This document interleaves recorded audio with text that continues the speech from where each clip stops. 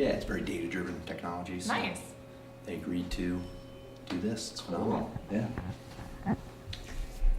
Should I say Lizzie or should I say Elizabeth? Go with Lizzie. It's fine. Yeah. Okay, just give me a moment. Okay, we'll do something a little bit different this time. Okay. Just microscopically different. Okay.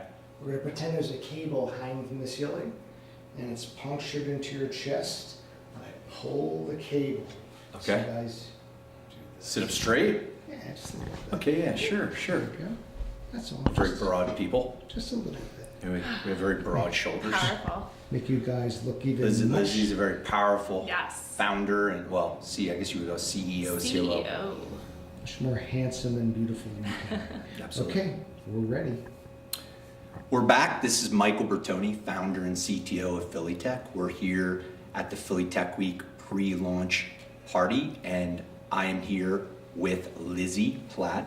She is the CEO, COO for Legal Science. Great to see you. Thank you. Thanks for having me. Great. So tell us a little bit about your company, Legal Science. What do you do, and what type of customers do you work with? Yeah, so we're in the business of policy tracking. So we have software that helps people track policies. If you're a company that needs to keep track of a bunch of laws in different states or over time, research organizations, advocacy organizations, then we help you do that with either our software if you want to do it in-house, and we have a team of lawyers that can help you out and do that for you. So what type of clients do you work with? So I know we've talked in the past. What's your typical type of client? What do they look like? And tell the audience. Yeah, we work with research organizations, typically policy shops. We started out doing public health law primarily with the opioid crisis. There are a lot of different fast-changing laws to track. So we've worked with government organizations, NIDA, to keep track of these laws.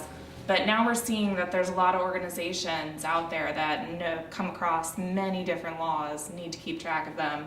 So we work with trade associations now and companies like Uber or Airbnb that operate in a bunch of different states and need to keep track of a bunch of different things, because we're finding that they don't necessarily have that sort of either in-house expertise or are using basically an Excel sheet to keep everything all organized.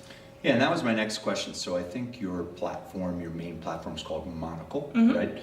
So tell us a little bit about what the client's doing. So there are a lot of clients using spreadsheets, and what does your solution do to help them to automate the activities they're doing? So we're helping you keep track of things, keep it organized, and one of the downsides of Excel is when you need to go and update some of these areas of law that change rapidly, you kind of have to recreate the sheet. So our system uses machine learning. So anytime a lawyer, whether it be one of our lawyers or the people inputting the information from the companies, tags or highlights a part of the law, it's teaching the system to recognize this part of law with a specific element that's being tracked by that company. So it's teaching the system to associate these phrases of law to speed up the process. That's where we're going with this. That's great. So I know just from us talking in the past that you just got promoted, right? So congratulations. Thank you. So tell us a little bit about what you were doing, what you're doing now, and what are your challenges now that you're CEO and COO of Legal Science? Yeah, so I was a lawyer with the company. I led the legal team and was in charge of all the individual projects.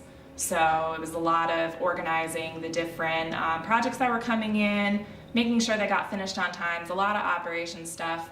And so that kind of led seamlessly into this CEO job where we just really needed a bunch of organization and a bunch of management of the different parts going on. We have a bunch of different type of clients using us, so we need to keep track of a bunch of different moving parts and moving pieces. So that was kind of my strength.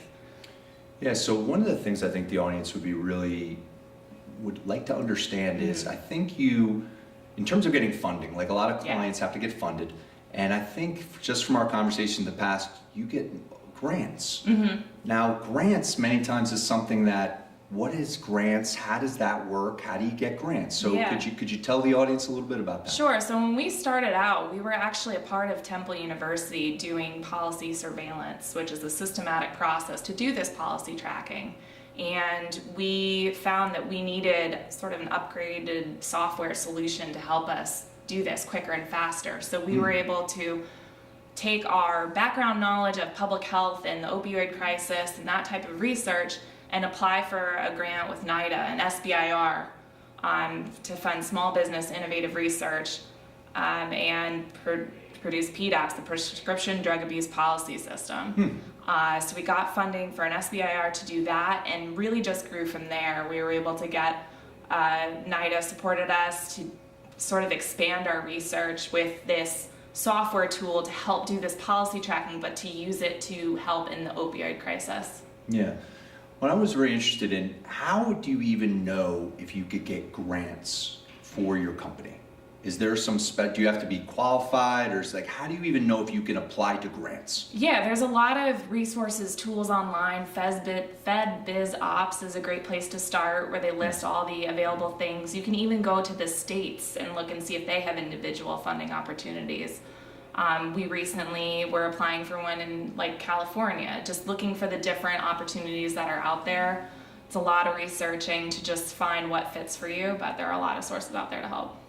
So in terms of legal science, where you're going, so, coming right on board now, I'm sure you're needing to put the projections together. Oh, yeah. 1 year, what's happening, Lizzie, in the next 5 years? So Right. tell us where you're going from here. Well, for me, it's finding out what I'm doing the next week or the next day at this point. It's been a pretty quick process to get up to speed, but one of the things that we're looking at is really ramping up our machine learning so that we can improve updating. We recently applied for another funding opportunity to make the bill tracking technology. A lot of companies out there do bill tracking, so we want to tie that into what we're already doing with our policy tracking for statutes.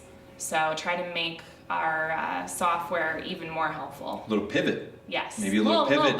Little bit. Nice, I like Yeah. that. So great, it was great talking to you, Lizzie, Thank you. and I'm looking forward to getting to know you better. Great, thanks so much. Thanks. All right. These interviews are making me go crazy. Just